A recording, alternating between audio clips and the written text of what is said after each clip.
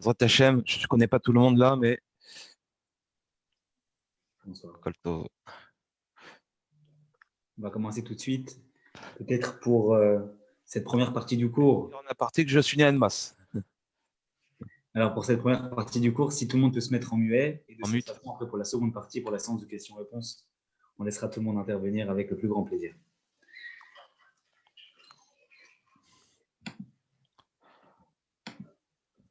Bonsoir à tout le monde. Vous voyez bien l'écran avec la prière de Elokai Neshama qui s'affiche au milieu. Si c'est bon, faites-moi juste un pouce comme ça pour m'assurer que c'est bon. Très, très bien. Alors, dans la continuité de ce qu'on a fait les semaines précédentes, on a donc abordé le mot Déani, on a abordé également la prière de Netilat Yadayim, de l'ablution des mains, puis ensuite on a également parlé de Asher Yatzar. Vous vous souvenez que la semaine dernière, dans cette prière de Asher Yatzar, à la sortie des toilettes, nous avions expliqué comment cette prière finalement est étroitement liée au bienfait que Dieu accorde à notre corps. Alors dans la logique finalement, puisque Dieu a commencé par nous parler des bienfaits accordés à notre corps à travers la prière de Asher Yatzar, dans la continuité, la prière de Elokai Neshama que nous allons aborder ensemble ce soir est une prière qui parle des bienfaits que Dieu fait, que Dieu confère à l'être humain en lui donnant une âme. Vous allez me dire, mais finalement, pour ceux qui ont un petit peu de mémoire, vous vous souvenez que dans la prière de Modéani, la première prière que nous avons abordée ensemble, il était déjà question de remercier Dieu parce qu'il nous a donné une âme. Alors finalement, quelle est la différence entre le Modéani où on a déjà remercié Dieu au départ et cette prière a priori de Elokai Neshama où nous sommes encore en train de remercier Dieu pour l'âme qu'il est en train de nous donner? En vérité, il y a deux différences. Première différence, vous vous souvenez que le Modéani, le nom de Dieu n'apparaissait pas. Alors que dans la prière de Elokai Neshama, le nom de Dieu apparaît sous différentes formes, comme nous allons le voir ensemble. Maintenant, la deuxième différence, c'est que le Modéani, c'était finalement une brève description, un bref remerciement pour l'âme que Dieu nous a donnée, alors que dans Elokai Neshama, on ne va pas se contenter de le remercier juste en quelques mots, mais on va détailler la raison pour laquelle nous sommes en train de remercier Dieu.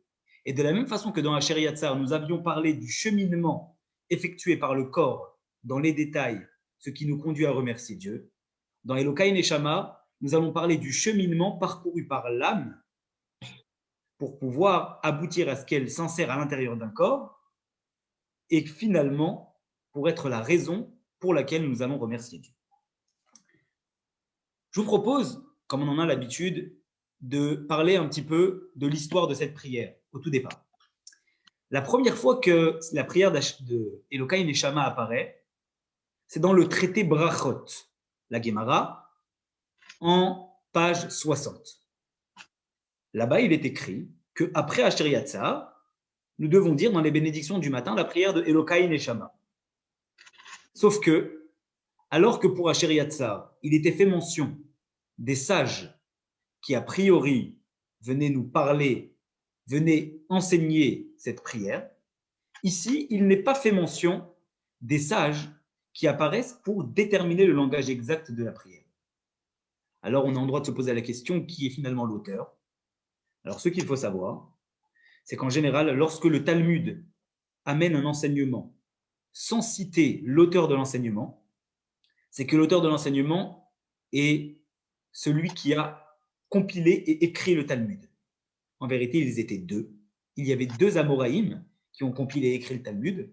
Ils s'appelaient Ravina et Ravashi. Et ce sont donc les deux qui, a priori, puisqu'ici la prière de Elokai Neshama est citée sans parler des sources, c'est a priori eux qui ont écrit ce langage-là. Peut-être qu'ils la tenaient de maître, peut-être qu'eux-mêmes ont élaboré ce langage, mais en tout cas, si on doit rapporter cette prière à certains maîtres, c'est à ces deux maîtres-là, Ravashi et Ravina, qu'on devrait la rapporter.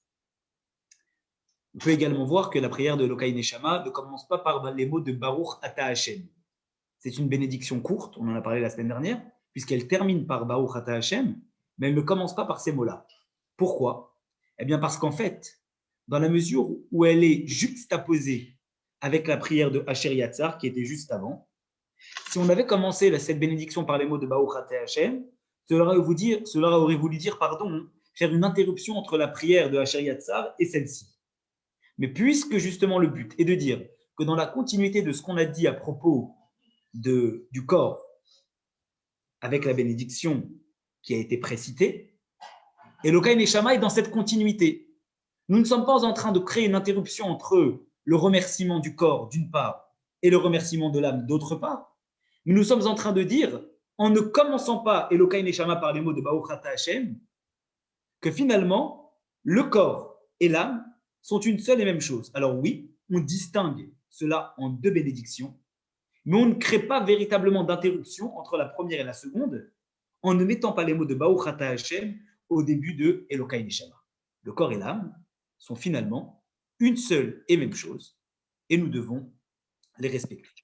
Alors je vous propose maintenant de rentrer dans l'explication effectivement de cette bénédiction de Elokai Neshama, terme par terme.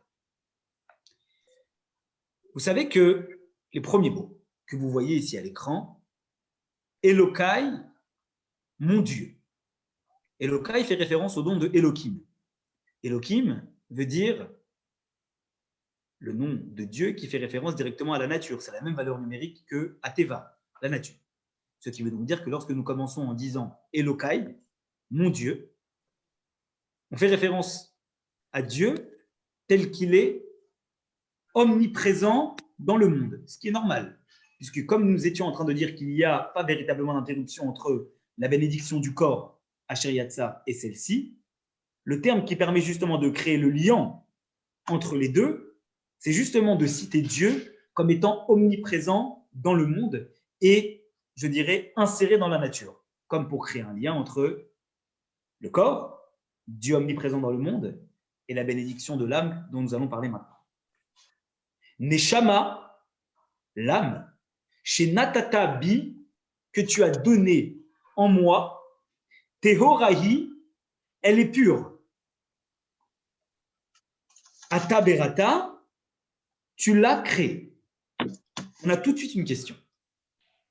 Nous sommes en train de dire, l'âme que tu as donnée en moi, elle est pure, tu l'as créée. A priori, il y a une inversion dans les termes tels qu'ils auraient dû être présentés. On aurait dû dire Neshama, l'âme, chez Barata, que tu as créé bi en moi, Théoraï, elle est pure. Pourtant, on est en train d'abord de dire que l'âme que tu as donnée en moi, Théora, elle est pure, et seulement après, on dit Ata Berata, tu l'as créée. Comment peut-on parler de pureté avant même qu'elle soit créée? Si elle n'est pas créée, ce n'est pas une entité à part entière. Et donc, comment peut-on la définir alors qu'elle n'est même pas existante en tant que telle? En vérité, il faut comprendre quelque chose. Les mondes, tels que Dieu les a créés, ils ont différentes ramifications. Les 4 mondes spirituels portent le nom, tout d'abord, le monde le plus haut d'Atsilut, ensuite Bria, ensuite Yetzira et ensuite Asiya. On va tous les expliquer et tous les détailler. Mais ce qu'il faut savoir à ce stade-là, c'est que lorsque nous sommes en train de dire Ata Berata, dans la seconde partie, c'est-à-dire faire référence au fait que Dieu l'a créé, c'est en fait un terme qui vient après le fait d'avoir dit que l'âme que tu as donnée en moi, elle est pure. Pourquoi? Parce que le terme de Théora, pur, fait référence au monde de Hatzilut, au monde le plus haut. Le monde où il n'y a que Dieu qui est présent et que le symbole même de création n'existe pas encore. Tout ce qui est créé provient à la base de quelque chose qui est néant, c'est ce qu'on appelle le Yesh Me'ayin, l'ex Neilo. Ce qui veut donc dire que quand on arrive au monde de Bria, le concept même de créature peut exister. Mais dans le monde d'Atsilut, il n'y a que Dieu. Ce que nous sommes en train de dire à propos de l'âme, c'est que l'âme, à la différence de toutes les autres créatures, les anges y compris, avant même d'être créée, elle est une entité à part entière. Pourquoi? Puisque l'âme, c'est Dieu. Et puisque le monde d'Atsilut, c'est le monde où il n'y a que Dieu, on peut déjà parler d'une âme comme étant une partie de Dieu, avant même que le concept même de création existe. Ça veut dire quoi? Ça veut dire qu'en fait, la Neshama, étant une partie de Dieu, c'est pas comme si on prélevait quelque chose et qu'on lui donnait en soi la notion de création. C'est qu'en fait, qu'on la prélève ou qu'on ne la prélève pas, elle reste exactement la même chose avec la même source et la même puissance. Donc, ce que nous sommes en train de dire ici, c'est qu'en vérité, Neshama Shenata Tabi, mon Dieu, l'âme que tu m'as donnée, Tehorahi, c'est une partie de toi, de ton niveau le plus haut, c'est-à-dire du niveau qu'on peut appeler le monde d'Atsilut.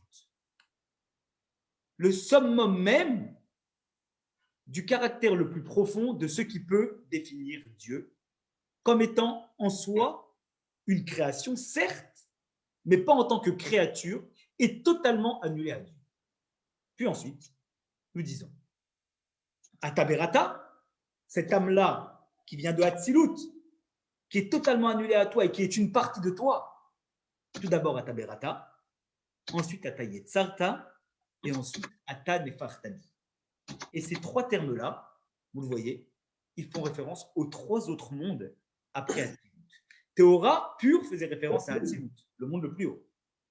Ensuite, on dit Ataberata. Ensuite, parce qu'elle vient d'Hatzilut, elle a un cheminement. Elle descend et elle arrive au niveau de Bria. Puis ensuite, Atayetzalta, elle arrive au niveau de Yetzira. Ensuite, à Tanefartabi, tu l'as insufflé en moi, et cela fait référence au monde de Asiya. J'explique la distinction entre ces trois mondes. Prenez l'exemple, d'accord, pour vous donner peut-être une approche un petit peu plus claire de ce que nous sommes en train de parler, d'accord. En vérité, prenez l'exemple finalement de ce qu'on peut appeler, eh bien, la matière. Au départ, on peut parler, d'accord, d'une matière qui est brute. On a créé la matière brute. Ensuite, après avoir créé la matière brute, j'ai besoin de lui donner une forme. Et après lui avoir donné une forme, je vais la transformer pour en faire un produit fini. On peut prendre l'exemple d'une chaise, par exemple. Une chaise, à la base, c'est du bois qui est brut. Ce bois, je vais lui donner une forme circulaire pour les pieds, une forme peut-être rectangulaire. Et une fois que j'ai composé des pieds en forme circulaire, par exemple, et on va dire un siège en forme rectangulaire, je vais assembler ces différents morceaux pour pouvoir en faire une chaise. Je suis donc passé par trois étapes. Une étape au départ de la matière brute que j'ai formée d'une certaine façon pour pouvoir après l'assembler et l'affecter en une chose qui sera un produit fini. C'est cela la définition des trois termes. Yetzira, le monde de Yetzira, c'est le monde de Bria, pardon, c'est le moment où Dieu, il est en train de créer la matière brute. La première chose, telle qu'elle, elle n'est pas transformée, elle est juste brute. Ensuite, dans le monde de Yetzira, on va reprendre cette matière brute, Dieu va reprendre la matière brute, et il va la former pour lui donner une forme qui est adaptable au monde vers lequel elle se dirige. Pour ensuite arriver dans le monde de Asiya, où là, on récupère, Dieu récupère, entre guillemets, la matière brute qui a été déjà formée, donc en relation avec l'endroit, le monde vers lequel elle se dirige, et l'affecter en une chose qui sera définie et déterminée pour pouvoir être adaptée au monde. Du reste, je vous ai dit que Dieu fait ce type de choses, mais comment ça se matérialise dans le monde? Vous savez que le monde a été créé avec 4 éléments. Chaque chose qui existe dans ce monde-là repose sur 4 éléments. Esh, Maïm, Ruach et Afar, le feu, l'eau, la poussière et le vent. Et ces 4 éléments-là, eux-mêmes, sont créés par un 5e élément qui est appelé le Yuli. Ce 5e élément, c'est donc ce qu'on a appelé jusqu'à maintenant la matière brute. Ce 5e élément, ensuite, il va être celui qui va donner naissance aux 4 précurseurs que sont ces 4 yesodot, ces 4 éléments. Et quand on est au stade des 4 éléments, on n'est plus au stade de Bria, on est donc au stade de Yetzira, parce qu'on a déjà défini la forme. Ensuite, ces 4 éléments-là, elles vont s'assembler pour pouvoir déterminer et affecter ensemble la matière de chaque chose qu'elles vont composer. Que ce soit une table qui est composée par certains de ces 4 éléments, que ce soit une chaise, que ce soit du bois, que ce soit n'importe quelle chose qu'on peut trouver dans ce monde-là, leur origine, c'est ces 4 éléments. Et dans la création du monde, on retrouve ces 3 termes. Au début, Dieu dit Bereshit bara, le terme de Bria. Puis ensuite, lorsqu'il crée le monde, il dit l'homme, il dit Vaïtser Hachem et Adam. Dieu a créé avec le terme de Yetzira. Et il finit en disant Asher bara Elohim la asot. La asot veut dire l'étaken, veut dire réparer, affecter. La asot vient du terme acier. Et donc, en fait, ce dont nous sommes en train de parler dans la bénédiction de Elokai Neshama, c'est le cheminement de l'âme. Au départ, cette âme-là, elle est théora, elle vient du monde d'Atsilut. Puis ensuite, à Taberata, elle passe par le monde de Bria pour pouvoir être créée en tant que telle, pour pouvoir lui donner une définition qui va lui permettre après de s'adapter au monde. Ensuite, Yetzira, Dieu va la former à pouvoir descendre dans le monde. Et ensuite, Asiya, une fois qu'elle est formée et qu'elle est adaptable au monde, il va l'affecter à un corps. Ça, c'est le cheminement par le monde de l'Atsilut. Il faut savoir également qu'il y a des neshamot, des âmes, qui viennent d'Atsilut. Ce sont les neshamot des tzadikim. Comment peuvent-ils venir directement d'Atsilut, ces âmes? Parce qu'en fait, le corps dans lequel elles vont être affectées n'ont pas besoin de ce cheminement-là. Parce que le corps d'un tzadik est déjà saint. Alors que nos corps à nous viennent des mondes de Bria, Yetzira et Asiya, des 3 autres mondes, parce qu'elles ont besoin d'une affectation, un travail supplémentaire pour s'adapter à un corps qui est à des années-lumière de la sainteté de l'âme qui va descendre. Ata nefartabi. Je reviens sur ce dernier terme. Tu l'as insufflé en moi. On vient de dire que ça correspond au monde de Asiya. Comment se fait-il alors qu'on n'utilise non pas le terme de Asiya, Ata asitabi, mais le terme de Ata nefarta, tu as insufflé? La différence, elle est claire. Nefarta veut dire insuffler. Lorsqu'on insuffle, on puise dans ses poumons de la façon la plus profonde que nous avons en nous pour pouvoir extérioriser. De la même façon qu'insuffler veut dire puiser au plus profond de soi pour pouvoir faire ressortir. De la même façon, lorsque nous sommes en train de parler du monde de Asiya, du moment où l'âme, elle va être affectée au monde, on n'est pas en train de dire que c'est juste l'aboutissement d'un processus. On est en train de dire qu'à l'aboutissement de ce processus, cette façon que Dieu a d'insuffler en nous un neshama, il la puise du plus profond de lui, sans fioriture, sans avoir diminué sa puissance, comme un être humain qui serait en train d'inspirer, expirer, il puiserait au plus profond de lui-même. Quand Dieu est en train d'insuffler la neshama dans le corps de l'être humain, il y a peut-être un processus qui est suivi, mais il n'y a pas d'altération de la sainteté telle qu'elle provient de Théora, ce niveau d'Atsilut, elle descend et elle s'insère à l'intérieur du corps avec la même puissance qu'elle avait initialement. On continue dans cette prière. Ve'ata meshamera bekirbi. Et toi, tu la gardes à l'intérieur de moi. Question. De quelle protection sommes-nous en train de parler? Si cette âme, elle est Théora, elle est tellement divine, tellement sainte, de quelle protection a-t-elle besoin? Elle a besoin d'une protection du monde extérieur. Le monde extérieur ne peut pas concurrencer cette âme tellement elle est haute. En vérité, la protection dont nous sommes en train de parler dans l'Elokai Neshama n'est pas une protection face au monde extérieur. C'est une protection que Dieu met à l'intérieur de l'âme pour ne pas que justement elle veuille quitter ce monde qui est si matériel et grossier pour pouvoir remonter en haut dans sa source. Donc ce n'est pas une protection du monde matériel. C'est une protection pour la maintenir à l'intérieur de nous. Nous remercions Dieu qu'il ait inséré une protection dans l'âme comme une garantie pour qu'elle ne puisse pas à chaque instant remonter en haut en ayant marre d'être dans un corps tellement matériel et de vouloir d'un coup décider de remonter en haut, comme cela s'est passé au moment du nom de la Torah, lorsque Dieu a prononcé les premiers commandements. C'est donc une protection que Dieu met dans l'âme pour ne pas qu'elle remonte. Veata, on continue. Atid, littéra mimini. Nous sommes en train de dire, et toi, Dieu, tu seras amené à la reprendre de moi. Alors, question qu'on peut se poser tout de suite. On a l'impression que c'est une sorte de louange que nous faisons à Dieu. Nous remercions Dieu du fait qu'un jour, il la reprendra de nous. C'est une louange que nous devons faire à Dieu, au contraire.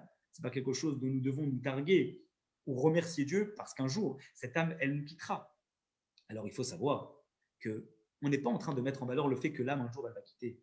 On est en train de mettre en valeur le fait qu'un jour, cette âme-là, avec tout le travail qu'elle aura fait en bas, de raffinement, d'être restée avec cette protection dans le corps et d'avoir travaillé sur le corps pour en faire une matière sainte, le jour où elle remontera en haut, c'est qu'elle a accompli sa mission d'une certaine façon de raffinement du corps.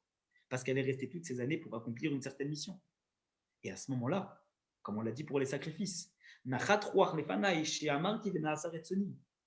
c'est une satisfaction pour Dieu que cette âme soit descendue en bas, qu'elle a accompli sa volonté tout en étant soumise à Dieu et remontée par la suite pour avoir accompli sa mission. Donc nous remercions Dieu parce que si un jour cette âme doit remonter, c'est qu'elle a accompli d'une certaine façon sa mission et qu'elle a raffiné le corps dans lequel elle était. Et on continue. Ou les achazir rabi les hati de lavo. Et que tu me la rendras, les hati de lavo, plus tard. À quoi faisons-nous référence? On fait référence au fait qu'un jour, cette âme, effectivement, elle va remonter en haut parce qu'elle a fini sa mission. Mais elle sera amenée à redescendre. Comment? De quelle façon? Au moment de la résurrection des morts. La résurrection des morts, c'est en fait une louange de chaque instant. Imaginez l'exemple d'un père qui envoie son fils construire un palais. Et le fils, de temps en temps, il vient voir son père pour lui rendre visite. Le fils veut que son père vienne passer quelques jours en vacances dans son palais. Mais le père, il est tellement bien dans son palais, est-ce qu'il a besoin de descendre chez le fils? Jusqu'au jour où le père dit à son fils, tu as tellement travaillé dans le palais que tu as construit, qu'est venu le moment où je ne vais pas me contenter de venir quelques jours en vacances chez toi. Je vais carrément venir habiter dans ton palais. Quelle est la satisfaction du fils de savoir que son père ne va pas juste venir habiter quelques jours? Beaucoup plus que ça. Il va rester avec lui.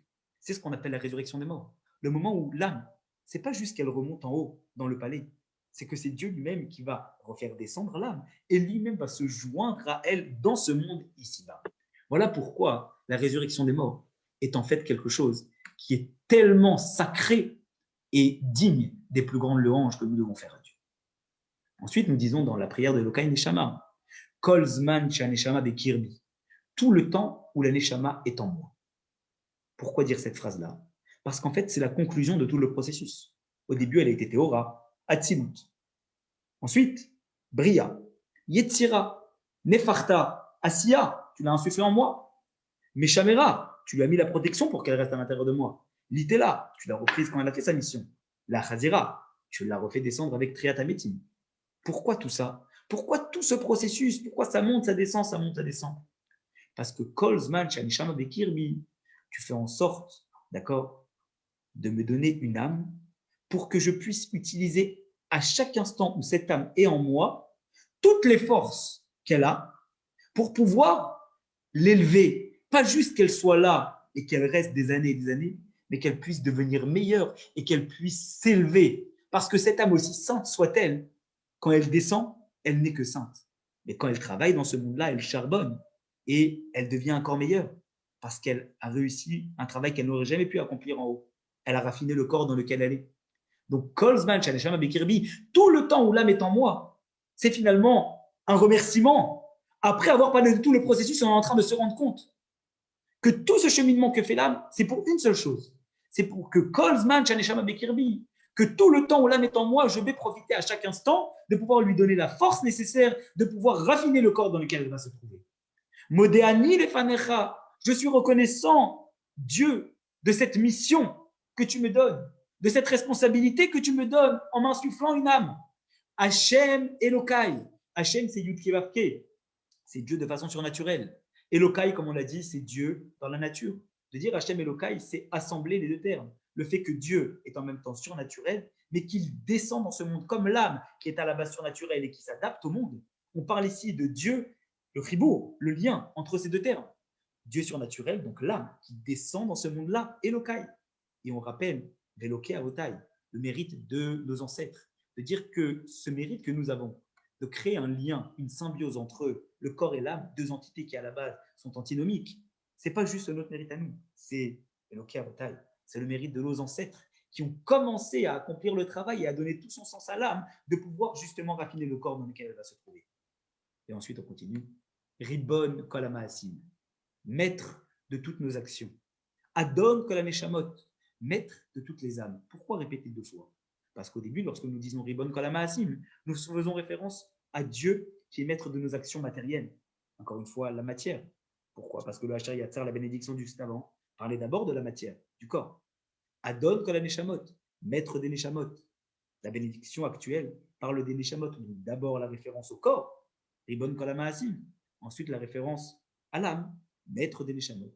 Et nous finissons en disant Baruch ata Hashem, comme nous l'avons expliqué, au niveau de Dieu qui va descendre dans ce monde-là, qui nous sanctifie, Amachazir neshamot idgarim metim, qui permet de faire revenir les neshamot, les âmes, dans les corps des personnes qui sont défuntes. On parle encore une fois de Kriyat Metim, de la résurrection des morts, du moment de l'aboutissement de tout ce processus de l'âme qui va descendre et qui va raffiner le corps dans lequel elle va se trouver, et qu'on va remercier Dieu pour tout ce processus et toute cette mission qu'il nous a donnée. Alors à ce moment-là, l'aboutissement de tout ça, c'est Kriyat Metim, que cette âme va pouvoir revenir en bas, pas simplement elle seule, mais elle va revenir avec le roi qui va venir habiter avec elle, avec Dieu. Et donc, c'est la première bénédiction où nous sommes en train de louer Dieu et de le remercier, parce qu'un jour, nous participerons à la résurrection des morts. C'est du reste pour ça. Nous en avons fini avec la bénédiction, mais que nous allons rappeler, comme on en a l'habitude, les lois afférentes à cette bénédiction. Qu'une personne, nous dit le Pri Hadash, qui a oublié de faire la bénédiction du matin et qui a déjà avancé, et il a fait la Hamida. Et après la Hamida, il se rappelle qu'il a oublié de faire la bénédiction du matin. Alors il refait toutes les bénédictions, mais il y en a une seule qui ne refait pas, c'est Elokai Neshama. Pourquoi?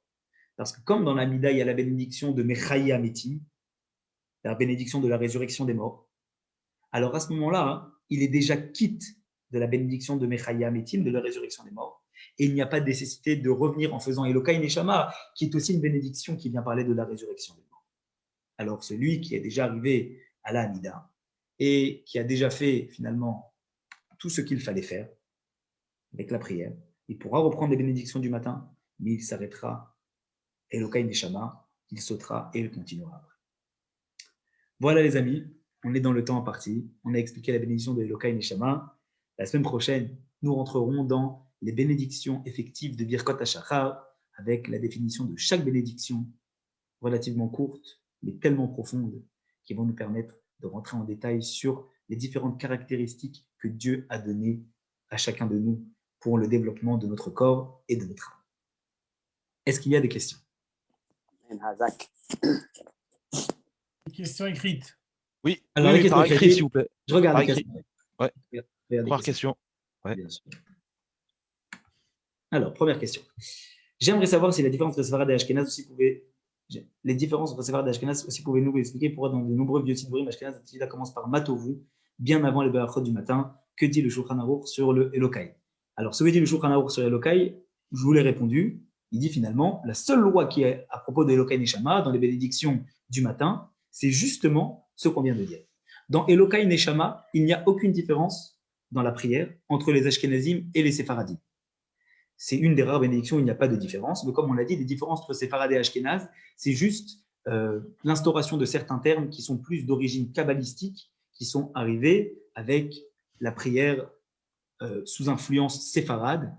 Séfarade égyptienne ou irakienne, Arizal, il est. Exactement, parce que le premier livre de prière a été écrit par les Géonim du temps où le peuple juif se trouvait en Égypte. C'est plutôt le judaïsme mizrahi, c'est-à-dire Iran, Irak, Égypte, tout ça. Hein. Exactement, ils avaient besoin d'un livre de prière, donc ils ont demandé à Rabbi Netronaï Gaon et ensuite à Rabbi Amram Gaon de pouvoir avoir un livre de prière. La question pour laquelle la prière commence par Matovu, je sais pas vous sur les Ashkenaz, mais quand on arrivera dans Matovu, les vieux Sidouras Ashkenaz, les petits là. Mais même aujourd'hui, dans d'autres Sidourim Ashkenaz, ça commence par Matovu. La prière est inversée et elle commence par Matovu. Après le Modéani, la prière commence par Matovu. Alors que même le Matovu, chez les Séfarades, on ne le dit même pas forcément à la synagogue. Hein.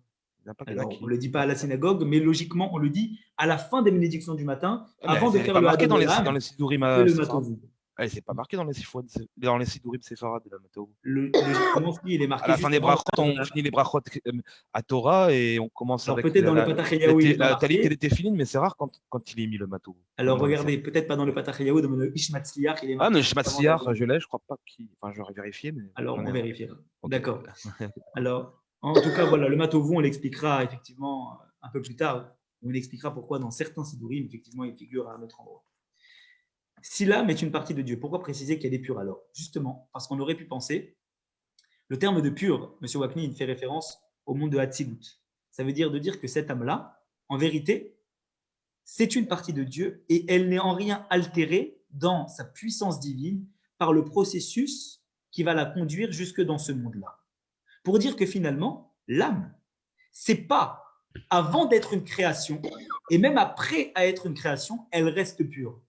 On pourrait penser qu'une chose, avant d'être créée, c'est la matière la plus forte. Et dès qu'elle est créée, eh bien, il y a une sorte d'altération de sa matière pour devenir un peu moins haute et moins rayonnante de ce qu'elle était. De dire justement que l'âme, elle est théora d'abord et qu'il l'a créée, etc., c'est pour nous dire que finalement, même après l'aboutissement du processus totalement jusqu'à ce qu'il nous l'insuffle, eh bien, elle garde cette force de théora, c'est-à-dire cette force qu'elle avait dans le monde d'Atsilut, comme elle l'était à l'origine.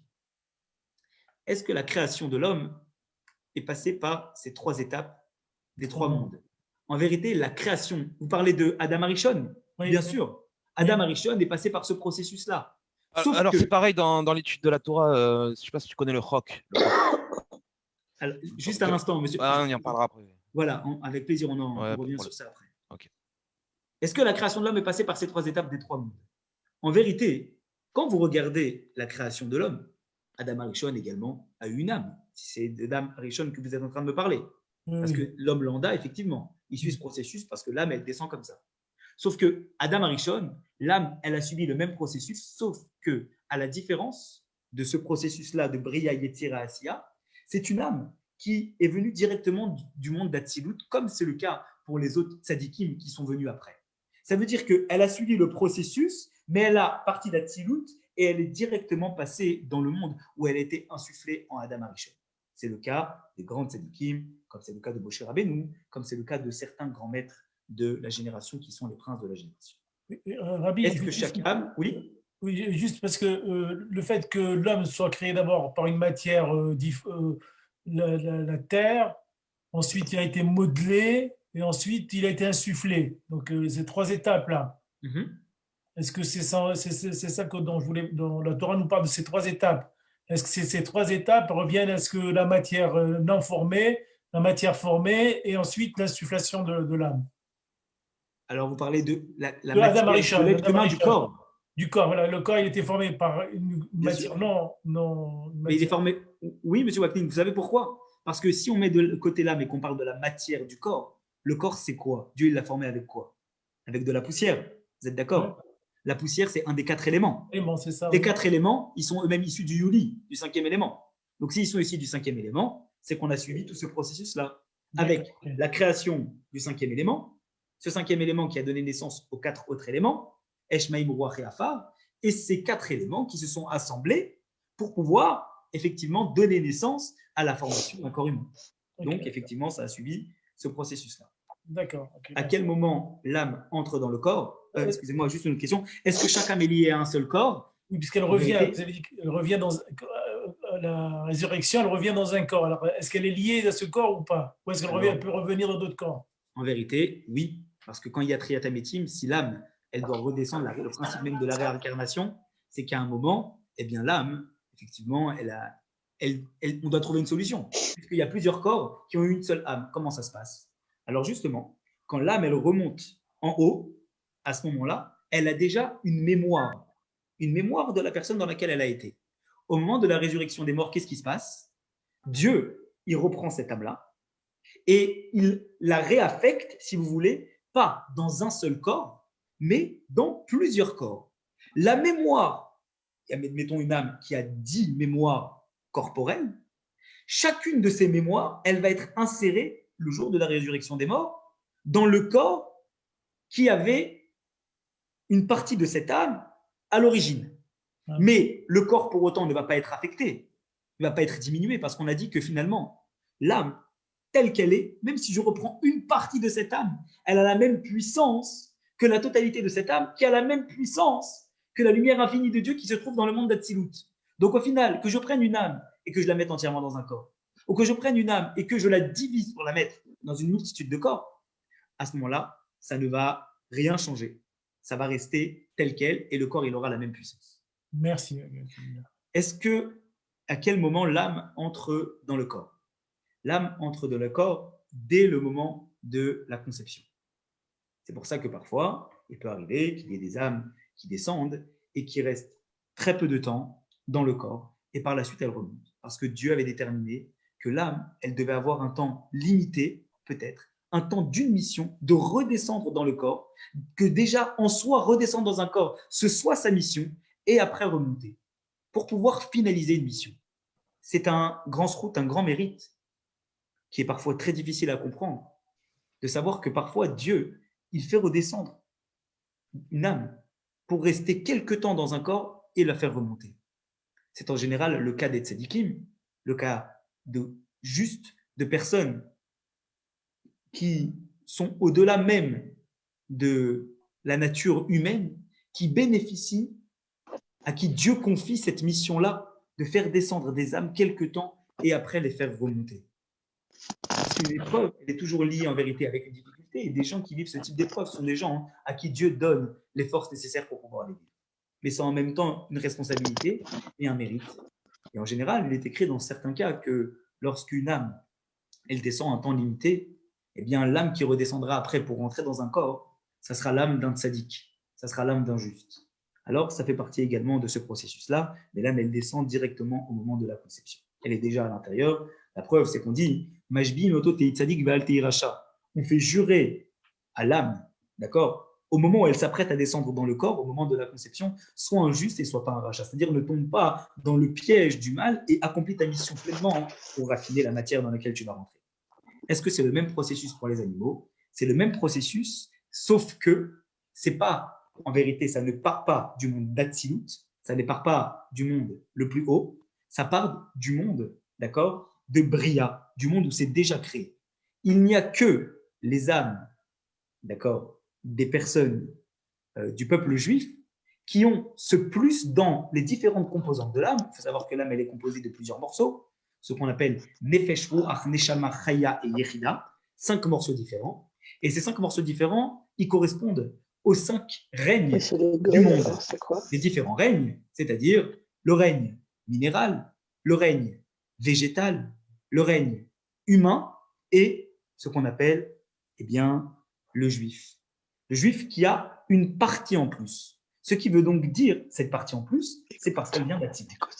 Toutes les autres souffles de vie qui descendent dans ce monde-là, elles ont effectivement soit une composante, soit 2, soit 3, soit 4 et 5 composantes de l'âme. Mais pour les animaux, ils ont effectivement eh bien, 2 composantes, la composante de Nefesh et la composante de Ruach qui est à l'intérieur d'eux. Mais ces composantes-là, elles viennent directement à partir du monde de Bria, à partir du moment où l'état de création existe déjà. Et il n'y a que, on va dire, les personnes du peuple juif qui ont le Yechida chez Banefesh, cette chose, ce niveau-là, qui correspond en fait de cette émanation de spiritualité qui vient directement du monde d'Atsilut, sans être altéré par la suite lorsqu'ils sont en bas. Quand on dort, l'âme remonte-t-elle au ciel? Oui, comme on l'a expliqué dans le Modéani et le Hanetilat Yadayim, effectivement, l'âme, elle remonte au ciel, elle part prendre des forces, recharger les batteries, et ensuite, elle redescend en bas pour une nouvelle journée. Et Dieu, il lui redonne les forces nécessaires de pouvoir, après, par la suite, redescendre pour pouvoir agir dans le monde. Dans quel monde elle va? C'est une très bonne question. Alors, une fois qu'elle est déjà créée, elle ne remonte pas dans le monde d'Atsilut. Elle va dans le monde de Asiya, c'est-à-dire le dernier monde. Pourquoi? Parce que si elle remonte dans le monde d'Atsilut, à ce moment-là, elle se déconnecte totalement avec le corps. Alors, Dieu la fait remonter dans le monde intermédiaire, le monde spirituel, qui est le plus intermédiaire avec notre monde à nous, pour qu'elle soit encore dans les sujets matériels du monde dans lequel elle s'apprête à repartir, mais qu'en même temps, elle bénéficie de forces spirituelles pour pouvoir recharger les batteries et ensuite, par la suite, descendre. Voilà est-ce qu'il y a d'autres questions? Comment ça se passe pour l'âme d'un converti? Alors, en vérité, il faut savoir que un converti qui est converti, depuis toujours, il avait une âme juive à l'intérieur. Sauf que c'est ce qu'on appelle une neshama à Bouddha, c'est-à-dire une âme qui est perdue. Une âme qui a toujours été juif, mais par la force des choses et le monde dans lequel elle a évolué, eh bien, on a perdu la trace de sa source et de sa racine avec le judaïsme. Et ce qu'on a l'habitude de dire aux personnes qui sont en processus de conversion, c'est en fait qu'une personne dont le processus de conversion va aboutir, c'est qu'en fait, depuis le début, elle avait une neshama, une âme, et si le processus aboutit, c'est qu'elle avait cette neshama. Depuis le début, elle avait cette âme juive en elle qui était descendue dans ce corps et qui avait le devoir, un corps plus grand, pas simplement de raffiner le corps d'une personne qui est déjà juive, mais d'entreprendre un travail supplémentaire parce qu'elle a des forces supplémentaires pour pouvoir par la suite raffiner un corps qui n'est même pas d'origine juive à la base. Mais cette âme, c'est une âme qui vient d'Atsilut. Si malheureusement le processus n'aboutit pas, c'est qu'elle n'avait pas toutes ces forces-là en elle. Rav, si je peux me permettre, Bien sûr. On sait que Dieu va, à la venue de Mashiach, ressusciter les défunts juifs en Israël, Oui. en terre d'Israël. Est-ce que donc il va réinsuffler l'âme dans les corps qui sont décomposés? Est-ce que les corps vont reprendre une forme humaine telle que les gens les auront connus? C'est une première question. Et la seconde, comme il y aura à nouveau une âme à chacune de ces personnes, qui un jour viendront également à nouveau à mourir, est-ce que le processus de ressuscitation, je ne sais pas si ça se dit, mais est-ce qu'il est perpétuel? Est-ce qu'il sera continu? Je réponds à la première question et après je réponds à votre deuxième question. En vérité, il faut savoir que lorsqu'il y aura la résurrection des morts, la personne reviendra à l'âge avec lequel elle a quitté ce monde-là, mais en bonne santé, en parfaite santé. Et à partir de là, à partir du moment où les âmes reviendront dans les corps, au moment de la résurrection des morts, le concept de mort n'existera plus.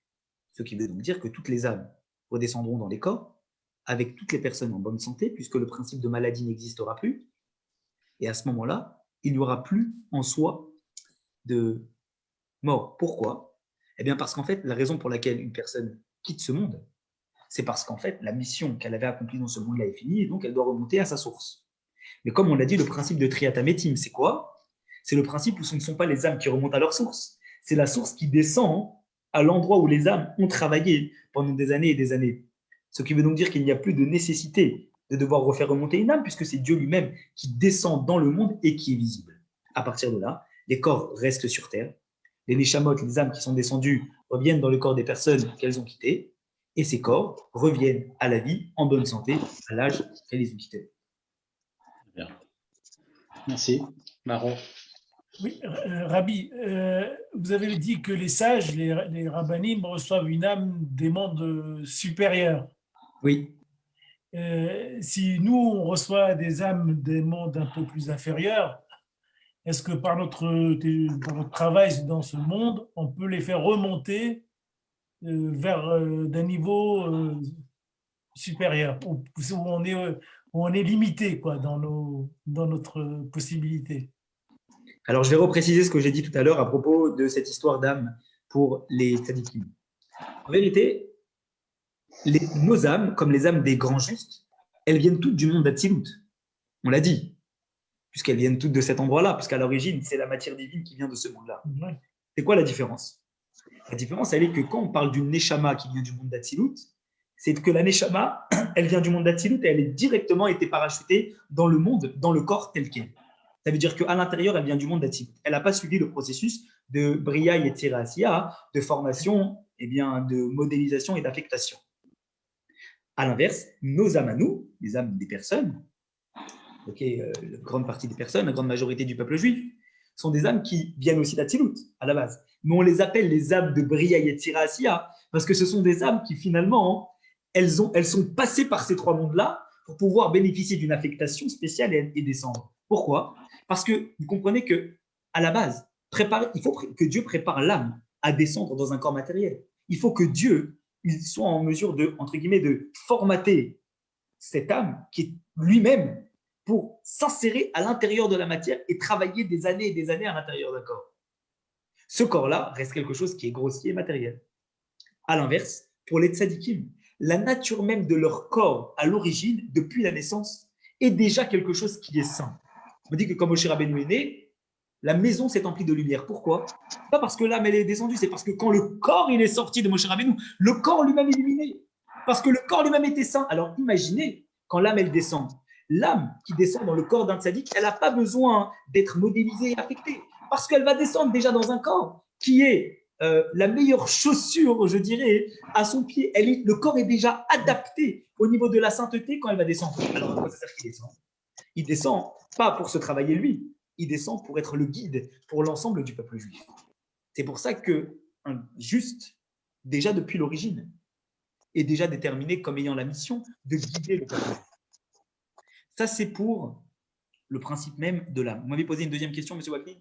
Est-ce que potentiellement, le travail que l'on fait nous-mêmes, par la teshuva, si on fait teshuva, si on Il a déjà et tout ça, est-ce qu'on peut redonner à cette âme un niveau supérieur à ce qu'elle avait au départ, quoi, voilà. Totalement. Okay, j'ai une question aussi, moi. Totalement. Voilà. Juste, je peux me après je ouais. vous ai Ouais, au niveau de la Torah, c'est la même chose. Excusez-moi, je vous réponds, M. Wakni. C'est ma question. Allez, okay. En vérité, M. Wakni, oui.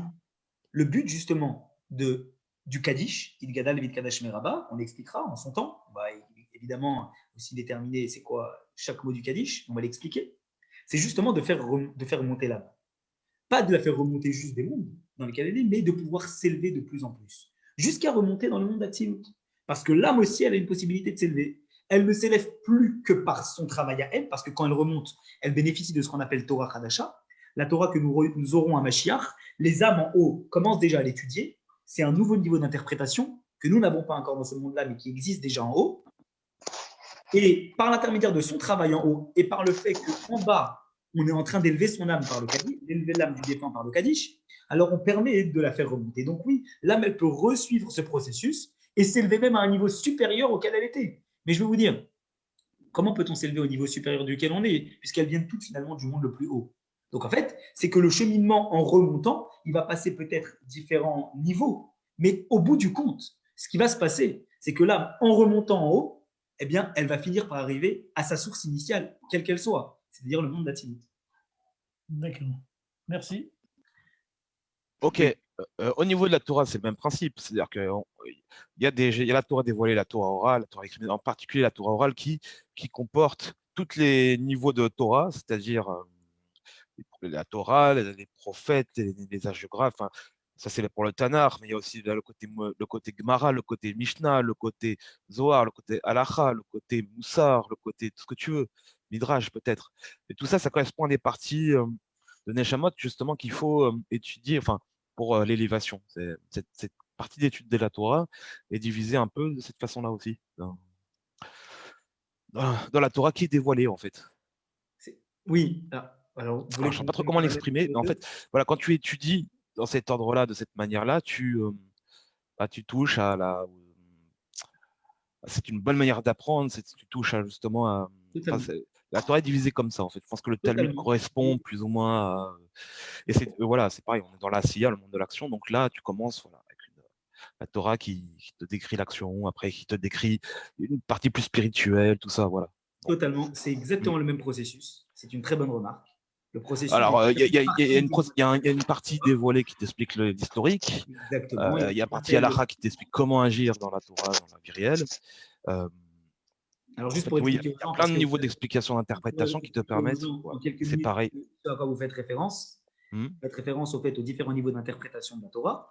Oui, tout à fait. C'est-à-dire le pshat, le remez, le drash. Alors ça, c'est une chose. Hein. Il y a le pshat, le remez et tout ça. Ça, c'est plutôt dans les commentaires et l'interprétation de chaque partie de la Torah, d'ailleurs. Hein. Il y a du Pshat, du Remez, pas seulement sur la Torah ou dans Rashi, mais il y en a aussi sur le Talmud, etc.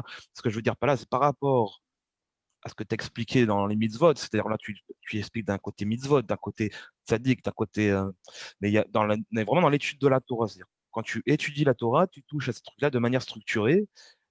Et ça dépend aussi de ce que tu étudies, mais en général, euh, chaque partie de la Torah enseigne une façon à l'homme de se comporter, d'apprendre, de connaître d'où il vient et vers quoi il va. Voilà. Alors, en vérité, Alors, c'est pour ça que avant de faire ça, on dit aux gens, avant de toucher à des secrets, des sodotes de type Kabbalah, de type Zohar, de type ces choses-là, tu vois, il faut toucher à tout ce qui est basique, toute la base qui te Bon, permet c'est d'agir. quoi la question? Alors, c'est ça la C'est quoi question. C'est au niveau toraïque. la question, Quel est c'est le, quoi? bah, au niveau toraïque, au niveau limut Torah, c'est-à-dire quelle est la. Non, quelle est ta question à toi? C'est quoi la question? avec votre permission, je La vais… question à moi, c'est qu'au niveau limut Torah, quelle est la différence, quel est Alors voilà, avec le votre lien permission, avec ce que tu dis, voilà. C'est intervenir ça. Voilà. et je vais essayer de, si vous voulez, de donner une explication par rapport à ce que vous dites. Dans ce que vous dites, il y a une chose qui est effectivement, qui suit la ligne directrice de la réalité. Il y a une chose qui est nécessaire d'être un petit peu réadaptée. Effectivement, au niveau des différents niveaux d'interprétation de la Torah, on a dans le processus des différents niveaux d'interprétation de la Torah une correspondance avec les différents mondes. Le monde de Asiya, qui est un monde qui est le monde, on va dire le monde qui est le monde matériel, ce monde-là, qui est le symbole effectivement du pshat, le sens simple. Puis ensuite, on remonte dans le monde de Asiya, qui est le parallèle avec le remez, l'allégorie. Puis ensuite, on remonte, on a le niveau effectivement de Yetzira, on a dit Asiya, Yetzira, qui est le parallèle avec le drash. Ensuite, le sens commenté. Puis ensuite, on a le monde de Yetzira, qui est le parallèle avec le Sod, la mystique. Et ensuite, on a le monde de Hatzilut, qui correspond à ce niveau d'interprétation que nous aurons à Mashiach, qui est Torah Hadasha Meititetse, l'autre niveau. Mais par contre, ce qu'il faut savoir, et c'est sur ça que j'aimerais quand même éclaircir ce que vous avez dit, c'est qu'il n'y a pas à proprement parler de distinction, de correspondance entre les différentes parties de la Torah, avec une certaine hiérarchie et les différents mondes. D'accord. Toutes les parties de la Torah, elles possèdent toutes les différents niveaux d'interprétation que nous avons cités. Une personne ne peut pas dire, avant de commencer à étudier les parties profondes de la Torah, je dois étudier le reste. Non, ça ne marche pas comme ça. Puisque dans toutes les parties de la Torah, vous avez tous les différents niveaux d'interprétation. Dans le Chumash, vous avez un sens simple, un sens allusif, un sens commenté et un sens mystique. Dans la Gemara, la Torah orale, vous avez aussi un sens simple, un sens allusif, un sens commenté et un sens mystique. Oui, mais sauf qu'il faut bien commencer par quelque chose, Torah, David. Vous avez également ces différents niveaux d'interprétation. Vous avez tous ces niveaux-là. Et justement, il y a une correspondance effectivement entre les différents niveaux d'interprétation et les différents mondes, mais il n'y a pas de correspondance entre les différentes parties de la Torah qu'on devrait et qu'on pourrait hiérarchiser. C'est justement une erreur qu'ont commis certains d'anciennes générations de penser que justement les parties profondes de la Torah, elles ne sont destinées qu'à des personnes qui font partie d'une élite et qui ne pourront les étudier que quand elles auront étudié toutes les parties. De cette façon, ça poussait certaines personnes à dire « Moi, je ne suis pas encore apte à étudier les parties profondes de la Torah. » Alors à ce moment-là, eh bien, je n'y arriverai peut-être jamais parce que je n'ai pas fini tout le Talmud, parce que je n'ai pas fini tout le sens simple, tout le Chumash, toute la Gemara, toute la Mishnah, toute la Halacha. Comment puis-je passer aux parties profondes de la Torah? Est venu le Baal Shem Tov, est venu l'Admor Hazaken. Ils sont venus dans le monde et ils ont dit « Mais ça ne marche pas comme ça. » C'est une erreur qui a été commise pendant plusieurs générations que de penser qu'il n'y a pas de qu'on ne peut pas, qu'il y a une hiérarchie. Il n'y a pas de hiérarchie dans la Torah. Parce que dans toutes les parties de la Torah, il y a tous les niveaux d'interprétation. On peut étudier le Chumash que de façon simple, comme on peut l'étudier également de la façon la plus profonde possible. On peut étudier la Gemara de façon simple, on peut l'étudier de la façon la plus profonde.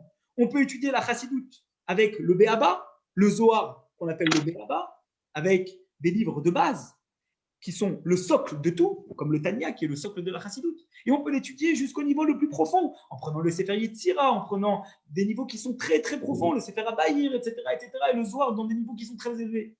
Mais il n'y a pas de partie de la Torah qui doivent être hiérarchisées dans leur explication et dans leur enseignement.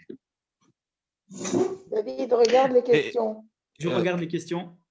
Excuse-moi, mais tu dis qu'il n'y a pas de hiérarchie, mais quand même, quand tu structures, quand tu vois comment la Torah est structurée, quand tu vois, comment te dire, que le rattaché le troisième Beth Amikdash, les deux Beth Amikdash, il y a des choses qui sont structurées dans le service divin, dans le service du temple, au niveau des tribus, au niveau des rôles de chacun, c'est-à-dire chacun dans son métier, chacun au sein de la communauté, chacun au sein du peuple. Donc oui, il y a une hiérarchie quand même. Tandis que les sodotes auxquels tu fais allusion, Tania, etc., c'est un dilué de choses. Et après, je ne sais pas tout ce que vous avez comme livre en mystique, comment on dit mystique en hébreu, excuse-moi. Comment on... Hein? Ouais, bon. Tu vois, je vais sortir, moi. Voilà, j'ai un petit dico là, tu vois, on va parler de mystique si tu veux. Mais voilà, il y a forcément des hiérarchies, on ne peut pas y faire abstraction, même si je pense que quand il y aura Triam Tamétim, l'époque messianique, il y aura beaucoup moins de hiérarchie et qu'on sera tous plus ou moins égaux dans une espèce de monde dans lequel chacun vivra le plaisir de la divinité, le plaisir d'étudier la divinité. Il y a quand même, voilà quoi, tu sais. Alors oui, il y a une hiérarchie. C'est assez. La hiérarchie, je vais répondre en un mot et après, je suis avec grand plaisir qu'on en reparle en privé parce qu'il y a un autre cours qui commence dans quelques minutes. Il y a des gens qui ont des questions. En un mot, ils peuvent poser. Dire, chacun son tour. Hiérarchie, mais la hiérarchie, elle n'est pas de dire qu'il y a des gens qui sont au-dessus et des gens qui sont en dessous. Elle est de dire qu'il y a des gens qui ont. Non, il n'y a pas de supériorité chez nous. Et tout le monde se complète les uns avec les autres. C'est ça, oui, si, mais la Torah aussi, comment te dire, elle se complète quelque part. Exactement, toutes les parties se complètent. C'est pour ça qu'il faut toutes les étudier pour ne pas manquer l'une par rapport à l'autre. Je réponds aux questions qui sont dans le chat et après on bascule dans le shiur de Rambam. Tu vois, par exemple, là, mystique, on peut la traduire par d'écoute. Je réponds bonsoir. Et les personnes qui se suicident, alors vous voulez certainement savoir qu'est-ce qui se passe avec leur âme. Alors effectivement, en général, quand les personnes elles se suicident, ça veut dire qu'elles font en sorte en quelque sorte de faire remonter volontairement l'âme. Ça veut dire que l'âme, elle n'a pas accompli évidemment sa mission, puisque l'âme, elle était censée rester un certain temps dans le corps, et la personne qui s'est donné la mort, en quelque sorte, elle a fait en sorte de briser cette protection que l'âme a de rester dans le corps pour la faire remonter. Alors effectivement, l'âme, elle devra redescendre, parce que c'est finalement, on a contrevenu à la mission qu'elle avait initialement. C'est pour ça que c'est un grand problème de faire ce genre de choses, bien sûr. Que se passe-t-il avec les non-juifs? C'est quoi la question? Que se passe-t-il avec les non-juifs? Est-ce qu'ils ont la résurrection, la même chose? Est-ce qu'il y a le même système? Rambam nous dit que tzadiki ou olam, c'est-à-dire les justes parmi les nations, bénéficieront de la résurrection des morts. Et que c'est une discussion entre Rambam et Ramban à la fin des lois, d'accord, du Sefer Hamada, qui va bénéficier de la résurrection des morts. Ramban dit que les non-juifs n'auront pas la résurrection des morts, et Rambam dit que oui, les non-juifs, qui sont des tzadiki ou olam, qui sont des justes parmi les nations, qui ont accompli les 7 lois de Noé, c'est ça qu'on appelle un juste parmi les nations, bénéficieront de la résurrection des morts. Okay. Bonne soirée à tout le monde. Merci, ceux qui ont des questions, avec grand plaisir. Merci. Merci beaucoup. On bascule dans le cours de Rambam. Merci beaucoup. Avec Merci beaucoup. On se revoit à Rambam.